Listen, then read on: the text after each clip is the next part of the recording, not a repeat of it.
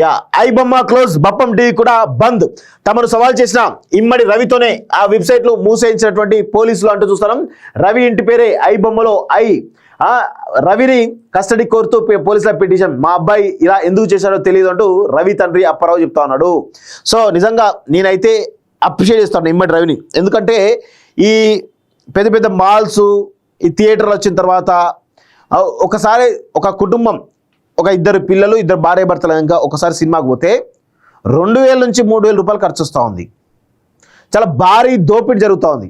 అదేవిధంగా ఇప్పుడు వాడు పెద్ద హీరో సినిమా తీసిండు కదా అని ఈ ప్రభుత్వాలు ఏం చేస్తూ ఉన్నాయి, పెద్ద ఎత్తున ఆ టికెట్ రేట్లు పెంచుతూ ఉన్నాయి. అసలు ఎందుకు చేయాలా అట్లాంటి పరిస్థితి? ఒక థియేటర్లో టికెట్ రేట్లు అన్ని సమానంగా ఉండాల్సిందే. అలా ఉండకుండా సినిమా రిలీజ్ కాగానే వారం రోజులు టికెట్ రేట్లు పెంచుతారు, వారం రోజులు తగ్గుతాయి. ఇలా చేయడం వల్ల ఈరోజు పెద్ద ఎత్తున దోపిడీ జరుగుతూ ఉంది కదా. నిజంగా ఆ దోపిడిని సామాన్యులకు ఫ్రీగా ఇచ్చింది ఐబొమ్మ రవి, ఇమ్మడి రవి. 100% వాస్తవమే. సామాన్యులకు, కింది వాళ్ళకు ఫ్రీగా సినిమాలు చూపెట్టినటువంటి ఘనత ఈయనకే. నేను అవుట్లెట్ సపోర్ట్ చేస్తా ఉన్నాను, ఎవరేమని అనుకోనియండి, తప్పేం లేదు. ఎందుకంటే సినిమా రేట్ల పెంపు విషయంలో ప్రభుత్వాలు ప్రజలను ఎన్ని రకాలుగా మోసం చేసినా మనం చూస్తున్నాం. సో ప్రభుత్వ వ్యవస్థలు కూడా కంప్లీట్గా కొలాప్స్ చేసే విధంగా ఈ చేసిన ప్రయత్నం అవుతుందో నిజంగా అది ఉంటుంది. ఎప్పుడైతే ఇలాంటి ప్రజా వ్యతిరేక విధానాలను ప్రభుత్వాలు అవలంబిస్తూ నిర్ణయాలు తీసుకుంటాయో 100% ఇలాంటివి వస్తూ ఉంటాయి. గతంలో నక్సలిజం తరహాలోనే ఈ ఇమ్మడి రవి ఒక మంచి పని చేసిండు. ఆయన చేసింది చాలామంది సామాన్యులకు సినిమాలు రిలీజ్ కాకముందే సినిమాలు చూపెట్టిండు. నిజంగా అప్రిషియేట్ చేయాలి ఎవరిని, ఇమ్మడి రవిని. సో ఐబొమ్మ బప్పం టీవీలో పైరసీ సినిమాల ఆట ముగిసింది.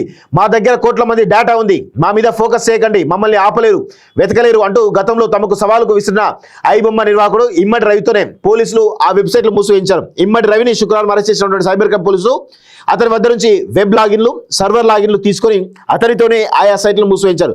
పోలీసులు సాధించిన ఈ విజయంపై సినీ పరిశ్రమ నుంచి ప్రశంసలు వ్యక్తమవుతున్నాయి. ఐబొమ్మ నిర్వాహకుడు ఇమ్మడి రవి అరెస్టు దేశవ్యాప్తంగా సంచలనం సృష్టించిన సంగతి తెలిసింది. తెలంగాణ సైబర్ క్రైమ్ పోలీసులు ఇమ్మడి రవిని శనివారం అరెస్ట్ చేసి న్యాయస్థానంలో హాజరుపరచగా కోర్టు అతనికి రిమాండ్ విధించింది. అయితే కేసు దర్యాప్తులో భాగంగా రవిని మరింత లోతుగా విచారించేందుకు రవిని 7 రోజుల కస్టడీకి కోరుతూ పోలీసులు పిటిషన్ దాఖలు చేశారు. రవిని అదుపులోకి తీసుకొని లోతుగా విచారిస్తే ఈ పైరసీ వ్యవహారం వెనుక మరెవరు ఉన్నారో తెలుస్తుందని పోలీసులు చెప్తున్నారు. సో నాకు తెలిసి ఈయన ఒక్కడే పెద్ద హ్యాకర్ అన్నట్టున్నాడు. సో ఆయన కొంతమంది పెట్టుకొని మొత్తానికైతే పెద్ద ఎత్తున ప్లాన్ చేసినట్టు తెలుస్తోంది.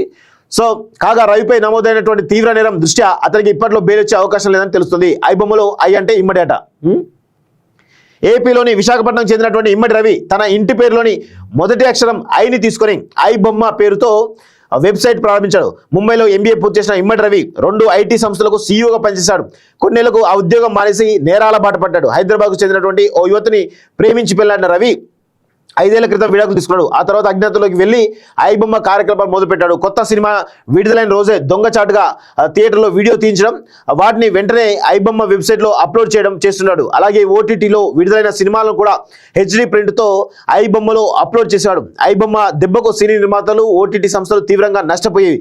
ఈ క్రమంలో సినీ పరిశ్రమ నుంచి వచ్చినటువంటి ఫిర్యాదులు, విజ్ఞప్తుల మేరకు ఐబొమ్మపై తెలంగాణ సైబర్ క్రైమ్ పోలీసులు దృష్టి పెట్టారు. దీంతో మమ్మల్ని ఆపలేరు, వెతకలేరు అంటూ పోలీసులు సవాల్ చేస్తూ ఐబొమ్మ వెబ్సైట్లో 2 ఏళ్ల క్రితం ఓ పోస్టు ప్రత్యక్షమైంది. ఈ పోస్టు సోషల్ మీడియాలో దుమారమే రేపగా కేసును పోలీసులు మరింత సవాల్గా తీసుకున్నారు. అయితే పోలీసునిగా పెరగడంతో తెలివి ప్రదర్శించిన రవి బప్పం టీవీ పేరిట మరో ఖాతా ప్రారంభించి కొంతకాలంగా అందులో పైరసీ సినిమాలు అప్లోడ్ చేస్తున్నాడు. ఐబొమ్మ నిర్వాహకులను ఎలాగైనా పట్టుకుంటామని 3 నెలల క్రితం అప్పటి హైదరాబాద్ సిపి ఆనంద్ కూడా ప్రకటించారు. ఈ క్రమంలో నెదర్లాండ్స్ నుంచి హైదరాబాద్ వచ్చిన ఇమ్మడి రవిని కూకట్పల్లిలోని అతని నివాసంలోని అరెస్ట్ చేసిన పోలీసులు కటకటలోకి నెట్టారు అంటూ చూస్తున్నాం. సో ప్రభుత్వాలు ప్రజా వ్యతిరేక విధానాలు తీసుకున్నప్పుడు నక్సలిజం లాంటివి వస్తాయి. ఇలాంటి చాలా వస్తాయి. ఐబొమ్మ కూడా నక్సలిజం లాంటిదే. ఎందుకంటే వీళ్ళు చేసేటువంటి దోపిడీని అరికట్టాలంటే ఇలాంటి వాళ్ళు వచ్చి ప్రజలకు ఫ్రీగా ఇచ్చేస్తూ ఉంటారు. గతంలో నక్సలిజం ఉంటే ఇప్పుడు సైబర్ నేరాలు అనేవి జరుగుతూ ఉన్నాయి. సో సైబర్ నేరాలు చాలా రకాలు ఉన్నాయి. చాలామంది పేదవాళ్ళను ద్రోహం చేసేటే, కొంతమందికి మేలు చేసే కూడా ఇలాంటివి కూడా ఉన్నాయి. సో ఇది నేను చెప్పొద్దు బహిరంగంగా, కానీ చెప్పాల్సిన పరిస్థితి ఏర్పడ్డది.